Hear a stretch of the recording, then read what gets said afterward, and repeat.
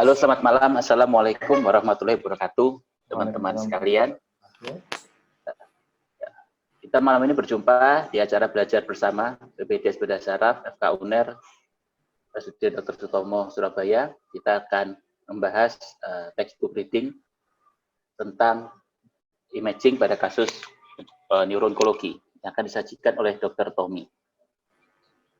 Jadi untuk rekan-rekan yang melihat live ini, jadi live ini memang disajikan khusus untuk teman-teman medis, levelnya memang sedikit dalam terkait dengan topik-topik spesifik beda saraf. Untuk teman-teman presiden di Indonesia, silahkan join dan mengajukan pertanyaan terkait dengan apa yang disajikan oleh kawan-kawan BPDS Beda Saraf Surabaya. Baik, silahkan Dr. Tommy menyajikan presentasinya. Bismillahirrahmanirrahim. Untuk malam ini saya membawakan chapter 5 dari buku Neurorehabilitation in Neurooncology, yaitu mengenai imaging in neurooncology.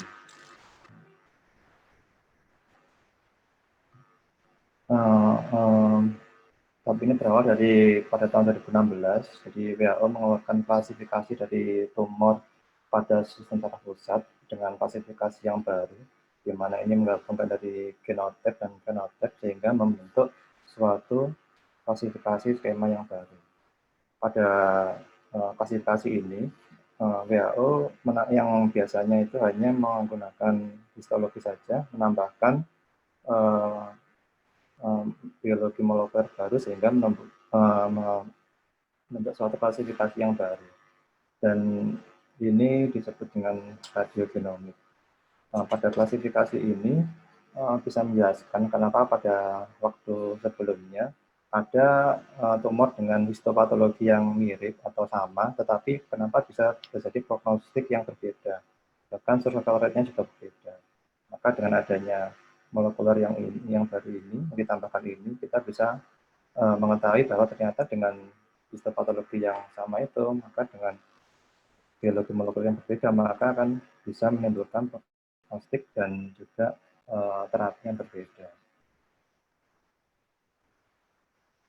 Nah, untuk saat ini, jadi molekuler stratifikasi dari tumor otak dan menjadi bagian yang tidak terpisahkan untuk diagnostik, prognosis, dan pengambilan keputusan terkait dengan tumor itu sendiri.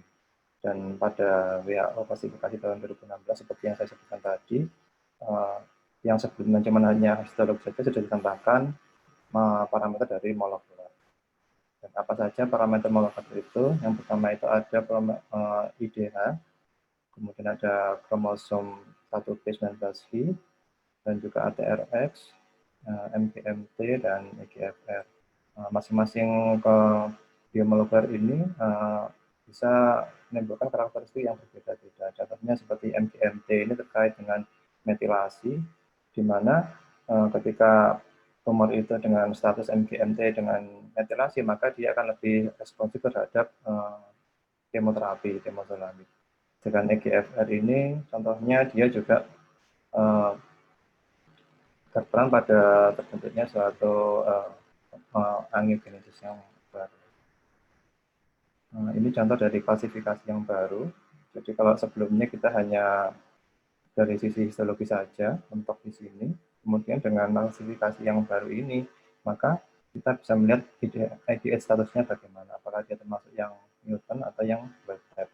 Kemudian juga ada faktor di 1p dan 19p codulation, di mana dengan adanya codulation ini akan menimbulkan suatu diagnosa yang berbeda dan juga berbeda mengenai prognosis dan terapinya. Dan seperti yang saya bilang tadi, radiogenomik ini merupakan suatu definisi yang baru yang dia mengaitkan antara imaging dengan molecular marker. Sehingga kalau sebelumnya kita hanya bisa melihat MRI itu dengan mungkin post kontras atau T1 atau T2 flare. Nah, sekarang dengan dikaitkan dengan gen, protein, dan metabolite expression, maka dia akan menimbulkan suatu hal yang baru yang dinamakan radiogenomic map. Dan dengan teknik yang terbaru ini, dengan advanced imaging yang yang lebih maju lagi, seperti contohnya spektroskopi, DWI, dan lain sebagainya, maka akan menambah dari akurasi, menambah tingkat akurasi molekul dari MRI itu sendiri.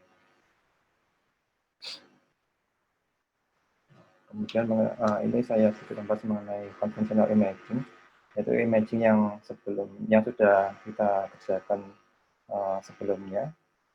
Dahulu kala CT scan ini sudah sangat superior sekali, sangat bagus sekali untuk bisa melihat suatu lesi di dalam intrakranial. Bahkan dengan ditambahkan kontras kita bisa mengetahui apakah itu ada suatu massa yang nyata atau tidak. Dan juga CT scan ini sangat superior untuk melihat adanya kalsifikasi, kemudian juga untuk melihat adanya suatu lesi pada tulang tengkorak, dan juga dia sangat disukai karena dia bisa melihat hiperakut hemoris. Jadi untuk perdarahan-perdarahan yang akut, maka CT scan ini sangat superior. Di samping itu, dengan CT scan ini kita juga sudah bisa melihat adanya struktur otak, adanya sulcus gyrus, kemudian juga adanya edema pada otak, seperti itu. Cuman pada perkembangannya, CT scan ini mulai perlahan-lahan ada MRI yang lebih bagus lagi untuk menilai dari struktur yang ada di dalam otak. Ini contoh dari MRI. Di sini MRI ini untuk melihat soft tissue dia lebih superior karena dia dengan resolusi yang lebih tinggi dan juga dia bisa multiplanar. Kemudian juga dia lebih sensitif untuk melihat struktur-struktur di dalam otak. Kalau pada CT scan kita tidak bisa melihat struktur yang lebih jelas, maka pada MRI kita bisa akan melihat lebih jelas lagi. Dan itu MRI juga selain dia juga bisa menyangkut kontras, dia juga ada beberapa sequence yang sehingga kita bisa membedakan apakah ini LCS atau mungkin edema atau mungkin eksepsi dari cairan yang lain. Dan dengan MRI yang biasa seperti ini, kita sudah bisa sebenarnya untuk membedakan apakah ini ada lesi tertentu. Kita bisa melihat adanya tumor, kita bisa melihat adanya kelainan vaskuler, kita bisa melihat mungkin adanya karbonoma. Tapi dalam perjalanan waktu, dalam perkembangannya, ternyata ini tidak cukup. Karena pada MRI seperti ini, kita hanya melihat secara permukaannya saja, jadi secara anatomikalnya saja. Dan dalam perkembangan selanjutnya, ada lagi yang dinamakan efek dari MRI. Ini contoh dari efek dari MRI. Yang pertama ini contoh dari fungsional MRI, di mana dengan fungsional MRI ini kita bisa mengetahui adanya bagian-bagian otak yang akan berfungsi ketika kita melakukan rangsangan terhadap bagian-bagian tersebut. Contohnya ini area broca, di mana di sini kita rangsang orang itu untuk berbicara, maka dia akan pada gambaran fungsionalnya dia akan tampak gambar. Demikian juga misalkan ada di area motorik, misalkan kita minta pasien itu untuk melakukan sesuatu, maka dia akan bergerak sesuai dengan kategori. Dan memang salah satu syarat dari fungsional MRI ini pasien harus sadar penuh dan kooperatif. Kemudian yang selanjutnya ada contoh lagi ini perfusion MRI. Dari perfusion ini kita bisa melihat bagaimana soft tissue dari otak ini menerima aliran darah. Jadi di sini kita bisa melihat aktivitas aliran darah yang ada di otak ini. Seberapa aktif dia ataukah malah tidak ada aliran darah. Kemudian juga yang dibanyak lagi ada traktografi. Di sini kita bisa melihat traktus yang merupakan dari Wettmeister, di mana dia berfungsi untuk bisa proyeksi, asosiasi, seperti itu. Dan ini untuk evaluasi saat preoperasi apakah traktus ini terdorong oleh tumor ataukah mungkin terdestruksi oleh tumor. Kemudian yang berikutnya ini contoh dari spektroskopi. Kalau dulu kita hanya bisa melihat parenkim otak saja, saja. Dengan spektroskopi ini, dengan suatu resonansi, maka kita akan bisa mengetahui adanya metabolit pada otak. Ini contohkan adanya peningkatan pada kolin dibandingkan dengan NAA. Dan juga ada molekul-molekul yang lain seperti GABA dan lain sebagainya.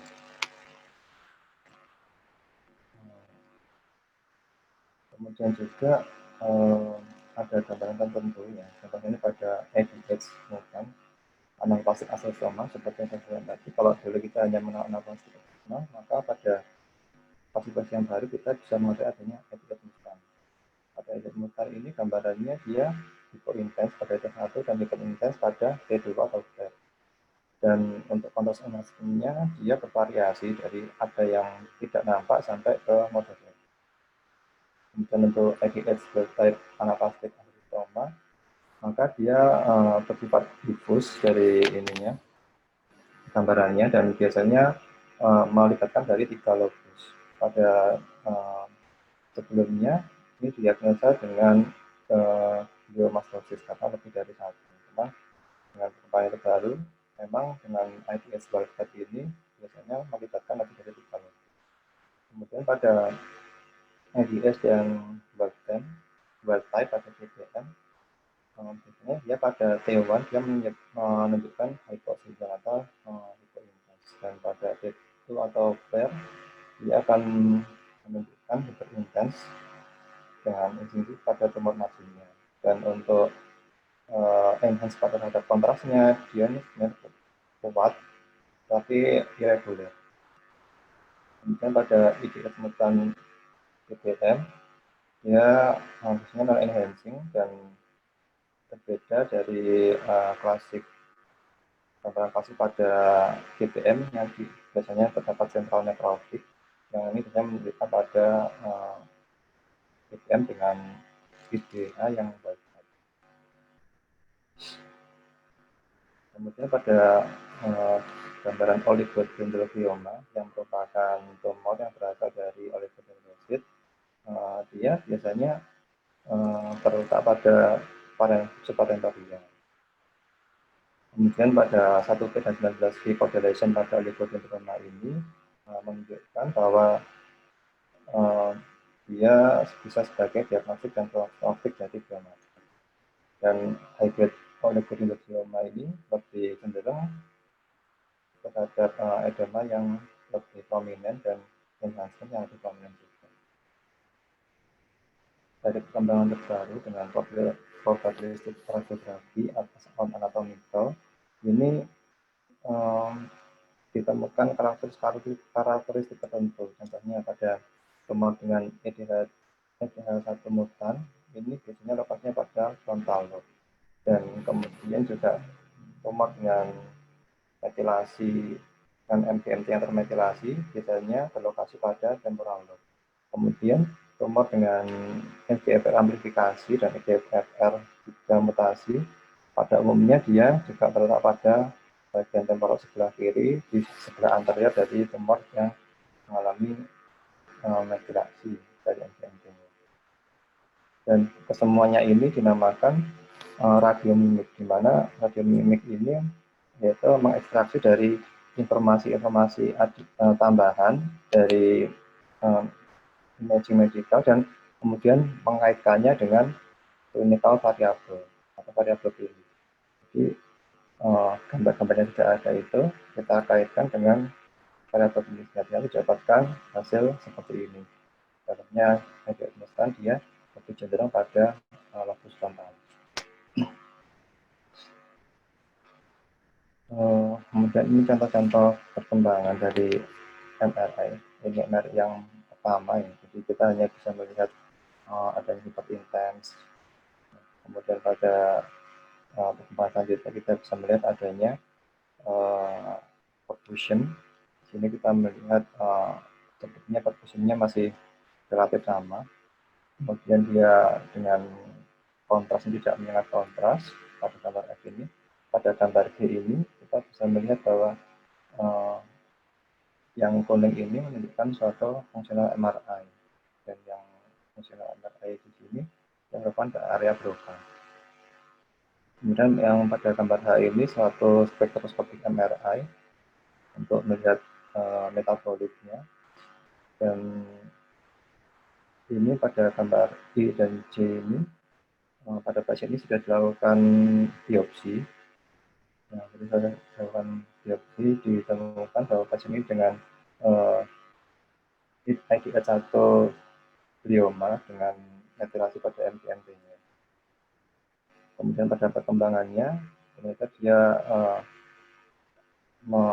menyebar ke hemisfer yang kontralateral.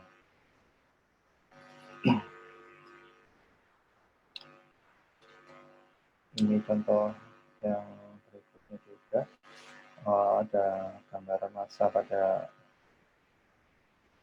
frontal sebelah kanan, dan berbeda dengan yang tadi yang tidak didapatkan aktivitas pada perfusionnya. Di sini kita melihat untuk perfusionnya dia cenderung lebih aktif dibandingkan yang hemisfer yang kontralateral. Untuk berikutnya lagi, ini juga tampak gambaran massa pada sebagai toksikitas. Kita bisa melihat di sini yang area nekrotik di tengah, dengan pada perfusionnya kita melihat bahwa di area nekrotik itu tidak didapatkan aktivitas dari vaskulat, tapi di area yang kapsulnya, sekelinya kita tampak adanya peningkatan dari aktivitas vaskular. Ini contoh-contoh dari perkembangan MRI. Kemudian ini kita akan membahas lebih spesifik lagi mengenai dari advanced technique pada MRI. Yang pertama kita bahas mengenai MRI spektroskopi. MRI spektroskopi ini merupakan suatu teknik yang mendeteksi dari sinyal spektrum dari suatu bagian yang kecil yang membuat jaringan ini bisa dipelajari lebih lanjut mengenai keberadaan dan konsentrasi dari berbagai metabolit yang ada. Contohnya pada gambar ini, kita periksa voxel yang sebelah kiri di titik ini. Nah, dari situ kita mencoba untuk mengetahui kadar metabolit yang ada pada area tersebut. Dan berbagai metabolit ini ada banyak sekali macam metabolit ya. Ada laktat, lipid, alanin, NAA, glutamin, dan lain sebagainya. Yang ini beresonansi pada yang tadinya berbeda-beda. Contohnya laktat ini beresonansi pada 1,33 part per million. Kemudian NAA ini beresonansi pada 2,0 part per million. Dan pada ini dicontohkan ini ada peningkatan dari kolin dan NAA. Peningkatan rata-rata kolin dan dibandingkan dengan NAA ini menunjukkan biasanya adanya suatu tumor yang high grade. Dan MRI spektroskopi ini sangat berguna sekali untuk kita melakukan suatu tindakan. Contohnya, misalkan pada ini suatu high grade glioma misalkan, kita harus mengetahui kira-kira batas dan bagian tumor itu yang sebelah mana. Karena biasanya kalau GBM itu di tengahnya itu area nekrotik, sehingga apabila kita melakukan suatu tindakan misalkan biopsi atau pengambilan jaringan, ketika kita ternyata menusuk pada bagian area nekrotik ini, maka kita tidak akan mendapatkan sampel dari tumor itu. Tapi apabila kita mendapatkan pada yang tepinya, kita akan mendapatkan sampel dari tumor itu. Makanya dengan MR spektroskopi ini sangat membantu untuk perencanaan dari tindakan dan juga untuk tingkat keberatan dari tindakan. Disebutkan bahwa sampling several voxel, jadi bukan hanya satu, tapi beberapa voxel di dalam tumor ini sangat penting untuk sebagai panduan pada saat biopsi, pemeriksaan maupun pada radioterapi. Dan untuk MR spektroskopi ini sendiri ada kaitannya dengan IDH jadi status.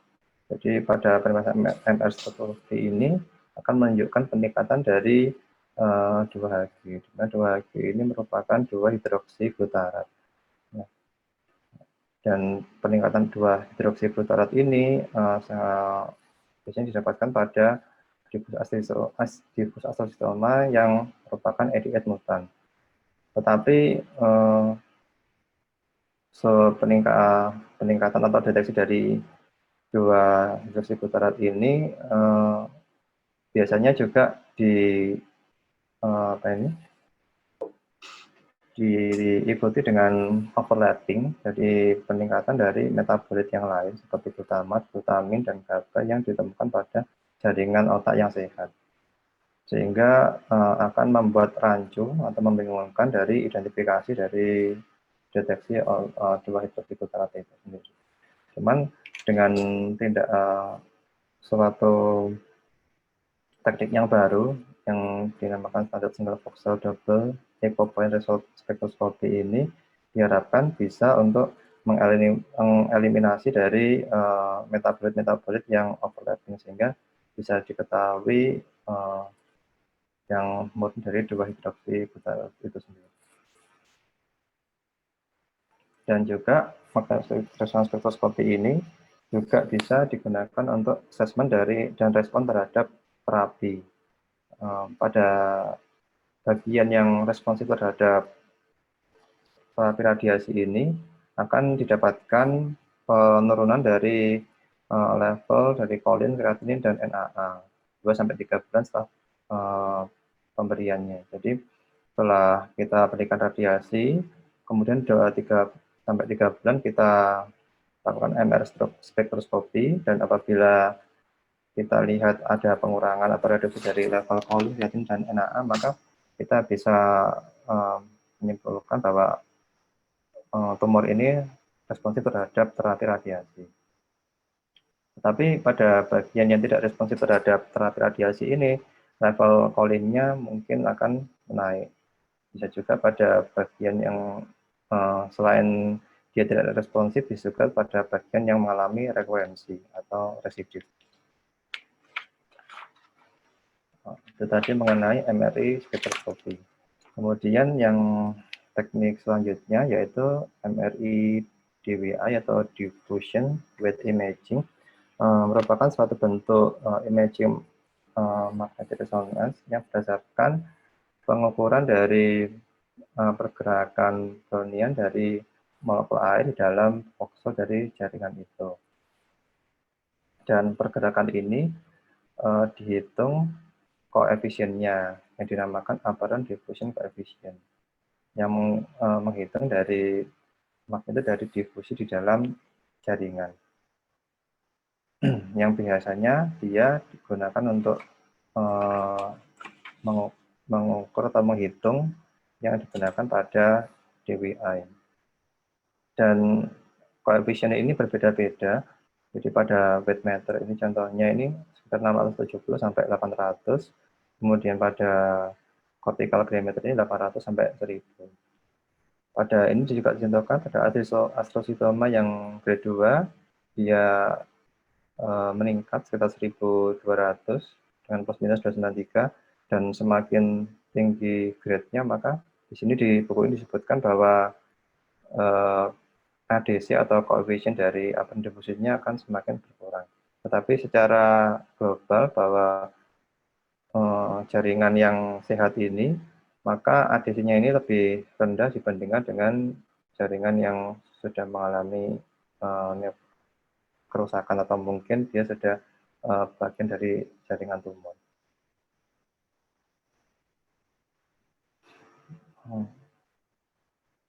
Jadi jaringan yang mengalami patologikal atau yang mengalami kerusakan mempunyai koefisien yang lebih tinggi dibandingkan jaringan yang sehat. Dan sentral nekrotik atau komponen kista itu memiliki difusi yang lebih besar dibandingkan komponen yang lain dalam tumor.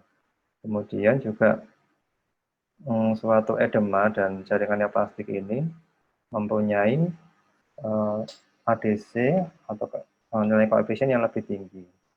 Dan seperti yang tadi saya sebutkan di slide sebelumnya bahwa ADC ini atau koefisien lebih rendah pada glioma yang grade-nya lebih tinggi.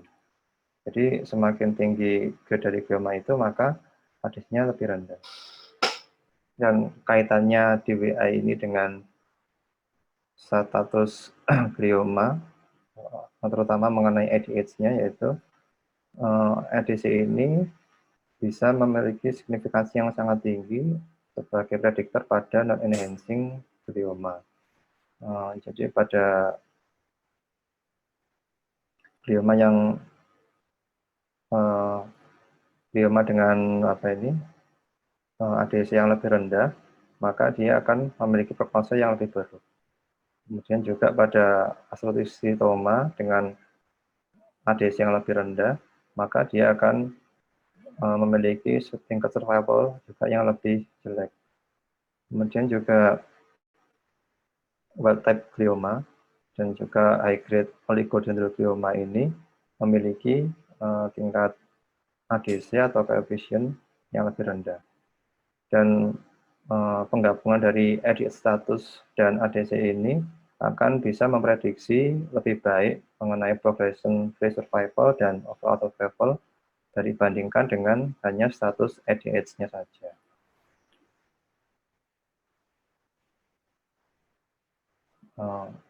Sebelumnya ADC ini atau koefisien ini juga pernah digunakan sebagai suatu pengganti yang potensial dari biomarker untuk MGMT promoter methylation.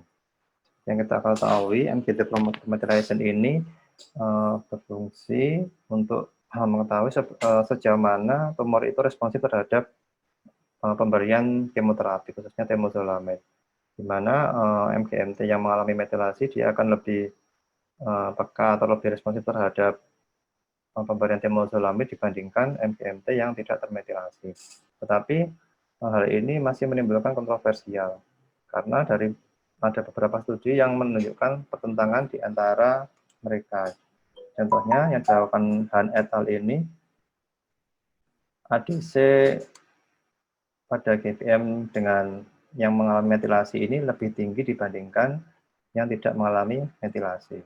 Tetapi pada studi oleh Moon ini disebutkan bahwa ADC rasio lebih rendah pada tumor yang mengalami unmetilasi dibandingkan yang mengalami metilasi, sehingga bertentangan dengan studi yang dilakukan oleh Han. Dan juga PEP ini memberikan pernyataan dari studinya bahwa ADC yang lebih rendah pada MGMT yang termetilasi telah dilaporkan. Jadi ini juga bertentangan dengan yang Han.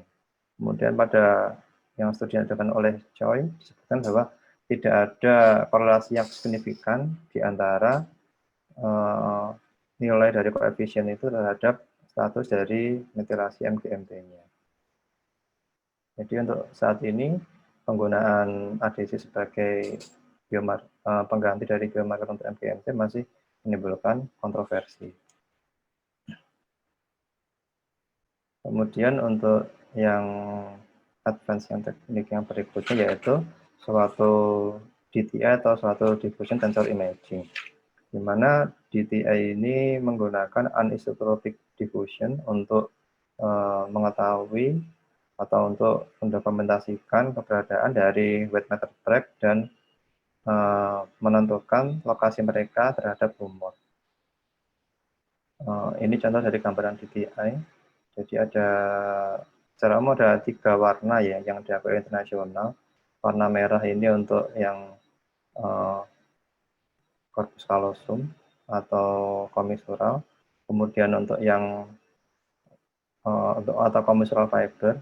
Kemudian yang warna biru ini dari cranial ke caudal, ini merupakan projection fiber.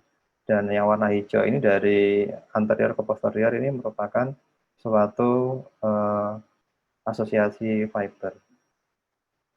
Jadi kalau diberikan pada traktus ini, untuk yang merah ini menghubungkan 2 hemisfer, dengan yang hijau ini antar 1 hemisfer.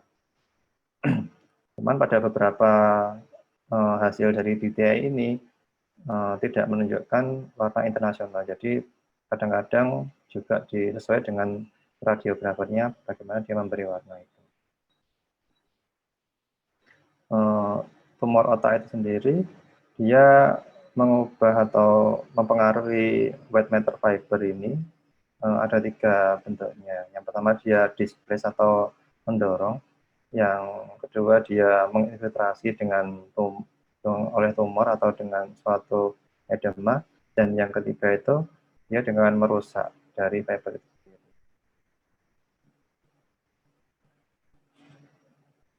Kalau ini contoh dari kasus penggunaan DTI. Ini kita bisa melihat yang warna kuning ini adalah tumornya. Yang A, B, C, D, E, F ini merupakan gambaran aksial dari DTI, sedangkan G dan H ini merupakan rekonstruksinya. Untuk yang hijau ini merupakan suatu projection fiber, jadi corticospinal tract, di mana pada gambar ini kita bisa melihat bahwa tracknya ini terdorong ke depan oleh tumornya. Kemudian kita juga bisa melihat bagian yang berwarna orange di sini. Kalau di sini berwarna orange ini merupakan suatu motorik area. Motorik area ini juga terdorong ke arah anterior oleh tumornya itu.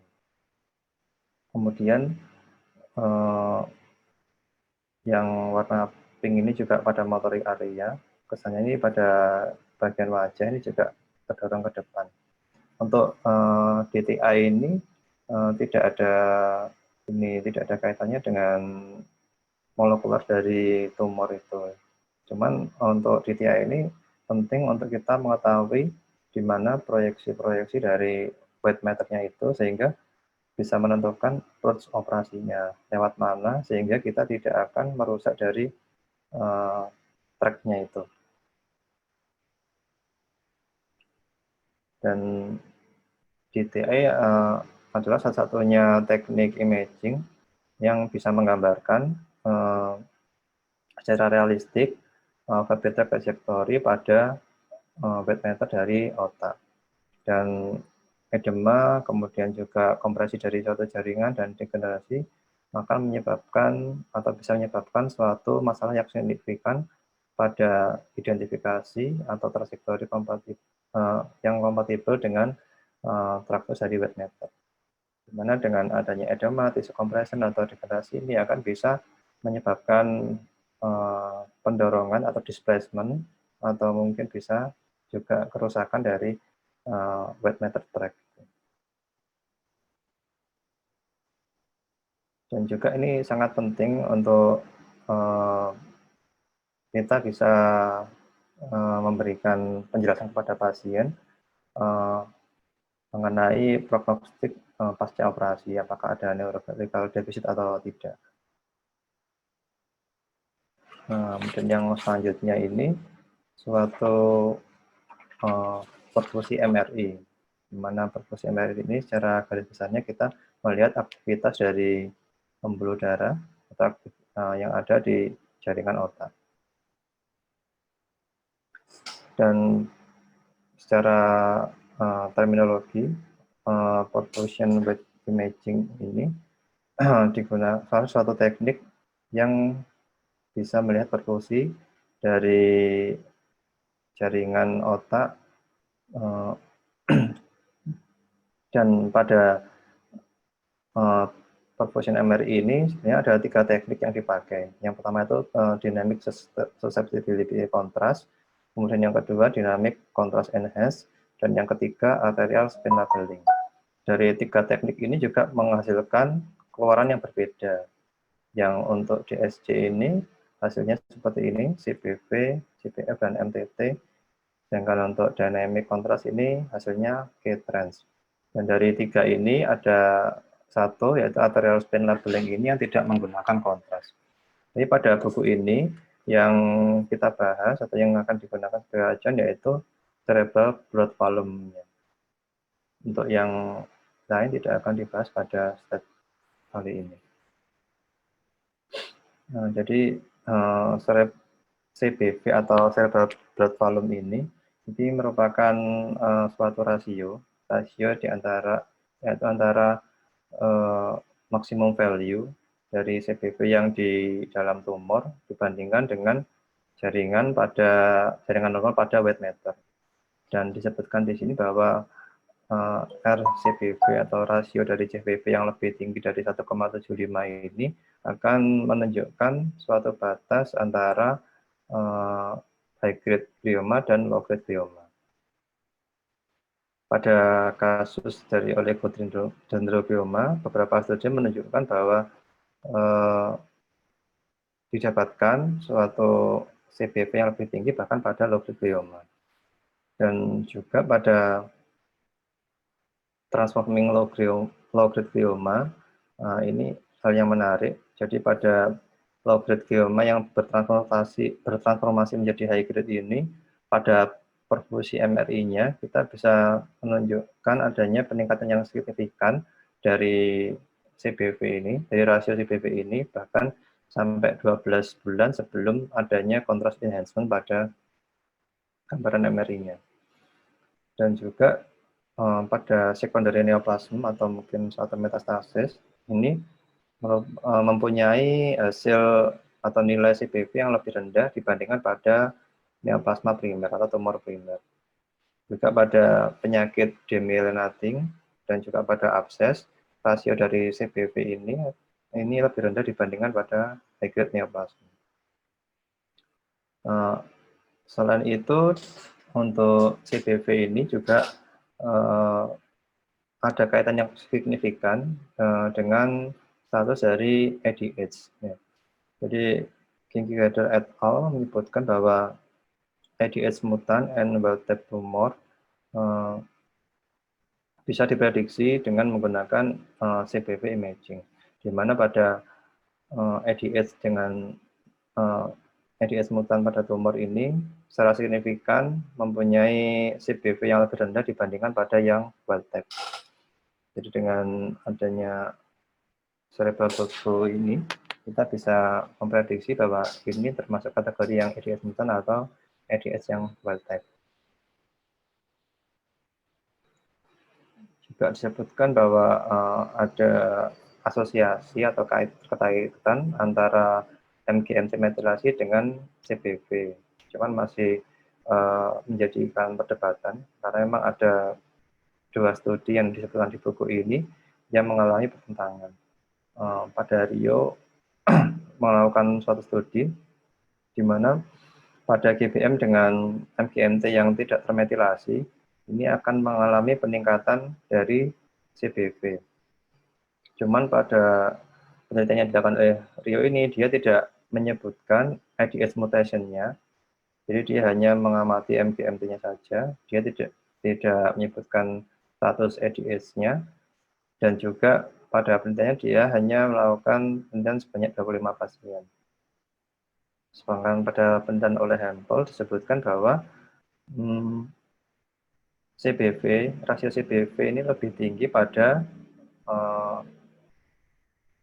GBM dengan ADH wild type yang dia mengalami ventilasi dari MGMT-nya. Jadi untuk Hempel ini dia menyebutkan ADH-nya dan didapatkan bahwa lebih tinggi CBV-nya pada MGMT yang termetilasi. Kemudian juga MRI perfusi ini juga bisa menjadi sebagai monitoring terhadap keberhasilan terapi pada interaksial tumor. Seperti tadi spektroskopi juga bisa dijadikan patokan. Pada MRI perfusion ini, tumor yang sudah mengalami terapi, maka dia didapatkan penurunan dari rasio CBV-nya yang mengindikasikan bahwa terapi ini cukup berhasil meskipun tidak didapatkan perubahan atau belum didapatkan perubahan dari ukuran tumornya. Kemudian juga rekoren atau residif dari high grade neoplasma ditandai dengan adanya peningkatan dari rasio CBV, di mana pada tumor yang mengalami nekrosis pada umumnya dikaitkan dengan tidak adanya peningkatan dari rasio CBV atau cerebral blood volume. Kemudian teknik yang berikutnya, yaitu suatu fungsional MRI yang sudah tadi disebutkan di slide sebelumnya. Jadi ini yang berpendar ini merupakan area otak yang dia mengalami aktivitas. Jadi pasien ini kita berikan rangsangan atau kita perintahkan untuk melakukan sesuatu, maka di daerah tersebut akan menunjukkan area yang berpendar. Sebenarnya jadi tujuan dari pembedahan ini atau bedah saraf ini yaitu mengambil atau memindahkan sebanyak mungkin jaringan yang patologis. Dan selain itu juga dia harus menambah atau meningkatkan survival time-nya. Dan selain itu juga harus meminimalisir dari risiko postoperatif, terutama dari defisit neurologisnya. Jadi dengan tujuan inilah makanya kita perlu juga menggunakan yang namanya fungsional MRI. Kemudian mungkin ada pertanyaan, kenapa menggunakan fungsional MRI? Kan kita sudah belajar anatomi dan juga sudah tahu kalau di bagian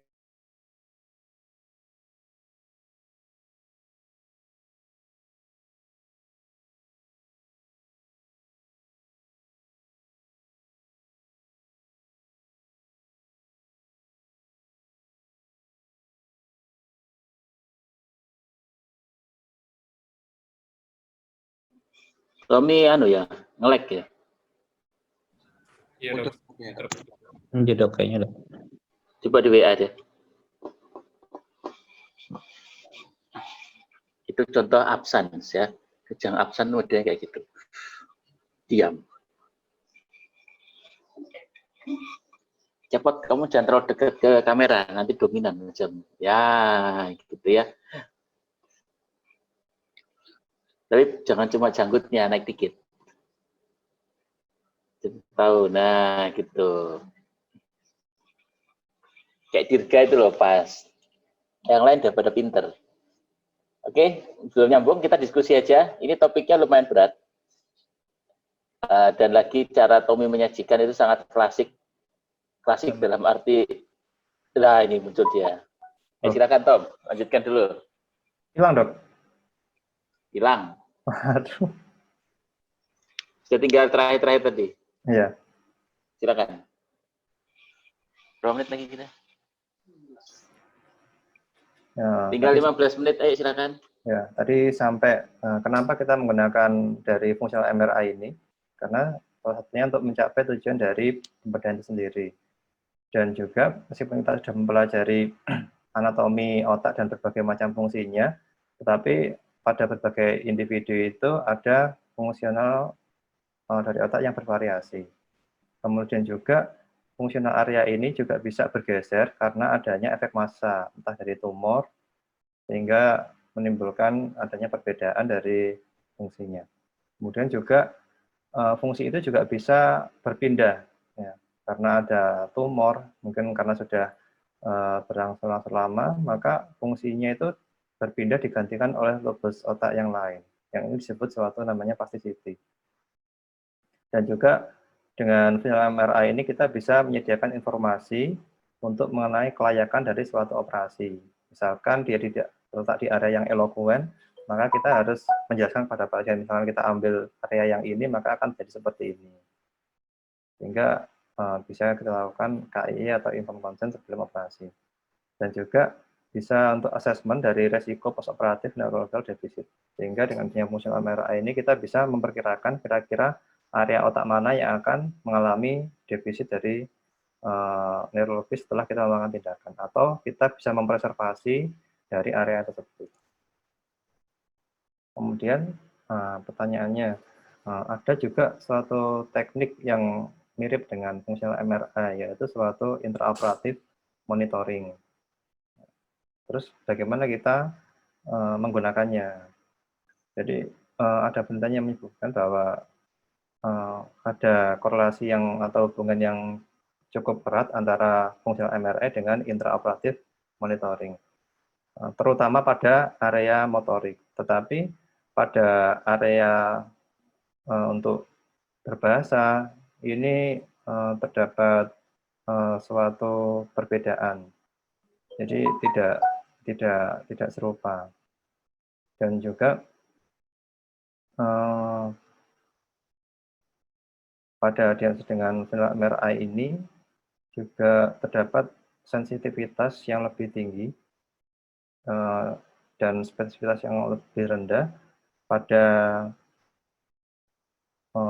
low grade glioma dan dibandingkan pada GBM, terutama pada language area. Jadi permasalahannya antara fungsional MRI dan intraoperatif MRI ini pada language area. Dan meskipun untuk fungsional MRI ini tidak bisa atau saat ini belum bisa untuk menggantikan intraoperatif monitoring, ini masih bisa digunakan untuk sebagai panduan kita pada saat akan melakukan statistical planning maupun mapping dari rencana tindakan operasi. Ya, sekian, terima kasih.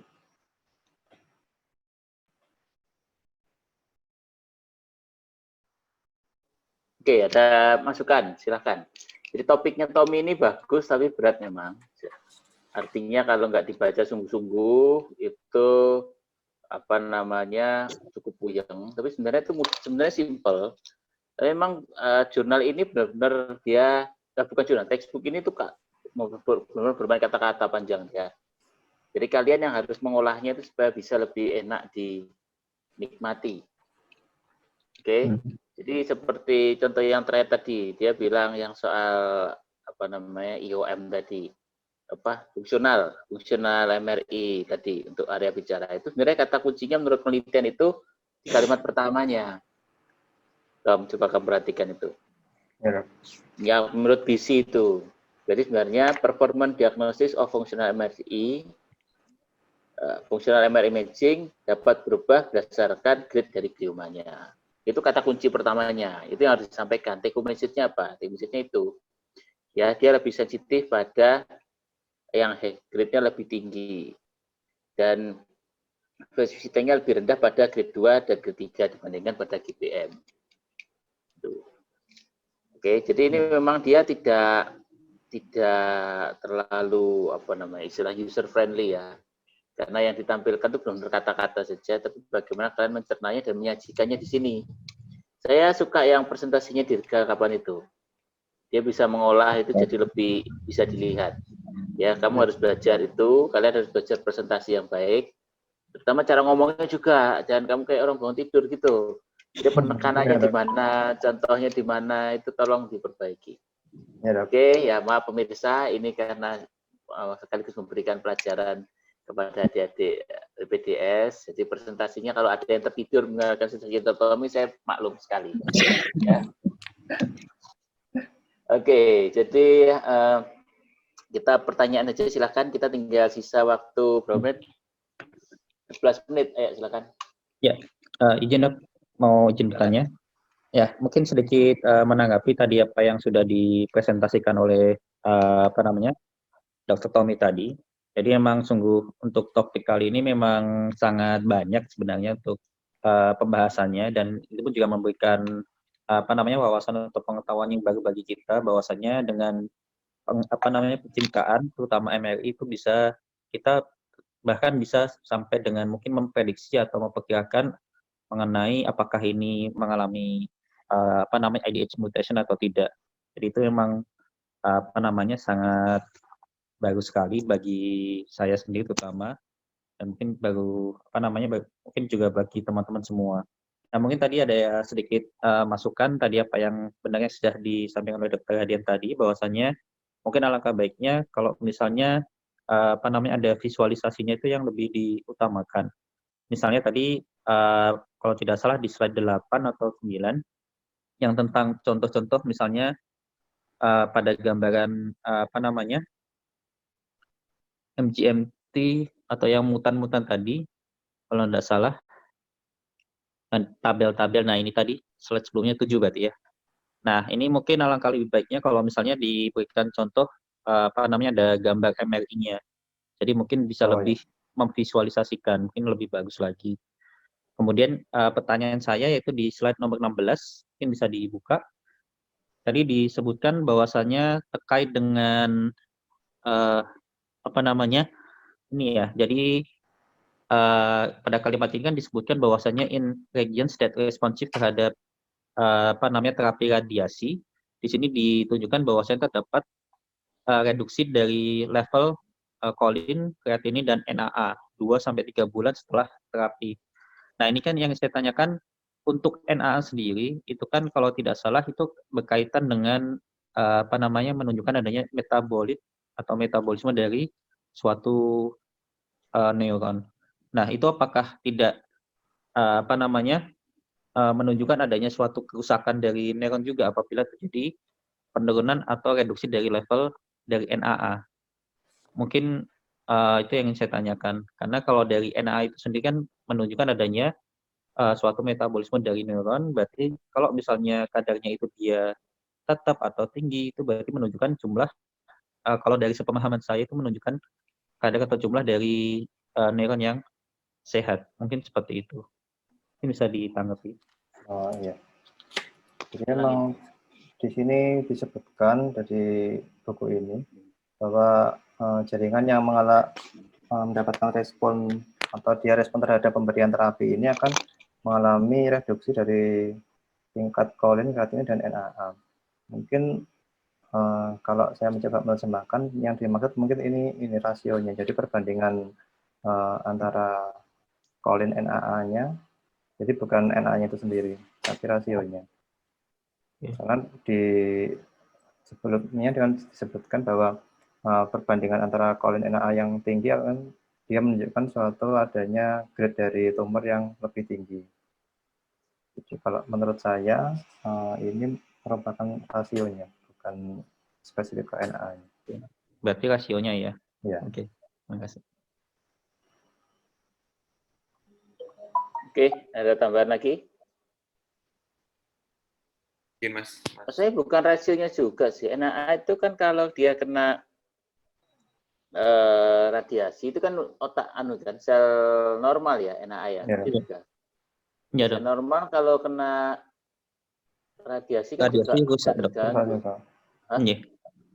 Bisa rusak juga. Jadi kolin, kreatin, dan NAA-nya itu turun semua. Coba kita lihat di teksnya itu di halaman 59 tuh ya, bahwa useful bla bla bla, the sensitivity paragraf terakhir. Juga general agreement that within high dose region that correspond to the treatment response is reflected in reduction in the level of choline, creatinine, and NAA 2 until 3 months after treatment. Dia nggak bilang rasio, turun semua itu. Yang rasio itu biasanya choline, creatinine, rasio itu rasio karena dia dibagi, ya kan? Ya. Apakah ini, Dok, kalau misalnya terjadi penurunan dari NAA itu apakah tidak menunjukkan adanya mungkin radiasinya itu mengakibatkan kerusakan sel-sel otak yang sehat tadi, Dok? Mungkin apabila terjadi penurunan yang terlalu tinggi, itu menunjukkan mungkin dari radiasinya itu mungkin daerah yang dilakukan radiasi mungkin terlalu luas atau terlalu lebar, Dok. Coba baca kalimatnya lebih lanjut itu. In the region that are not responsive to radiation treatment, level of choline may increase. Correspondent to sejak recurrent tumor. Choline-nya yang increase, lainnya nggak itu increase kan? This different behavior is of paramount importance in helping to differentiate between radionecrosis and recurrent. One of the most difficult topics in oncological neuroradiology. Jadi kalau dia itu semuanya turun tapi choline-nya naik, recurrent. NAA-nya kalau radionecrosis turun juga. Ya kan? Tapi karena dia rusak. Tapi kalau ternyata choline-nya itu nggak ikut turun, choline-nya naik, berarti itu recurrent. Makanya ada istilahnya choline kreatin rasio. Choline-nya tinggi, kreatinnya rendah, makanya rasionya makin tinggi. Nah, itu yang bikin diduga itu suatu hal yang mengarah ke sana. Kurang berapa menit?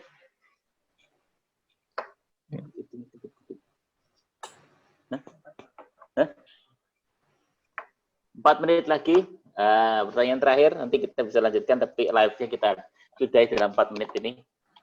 Dr. Tommy dan BPDS yang lain, terima kasih presentasinya luar biasa. Tolong lain kali dibuat 30 menit. Caranya gimana? Itu kalian berusaha mengolahnya. Makanya dibuat beberapa, harus benar-benar menguasai jurnal ini supaya nggak terbata-bata membaca.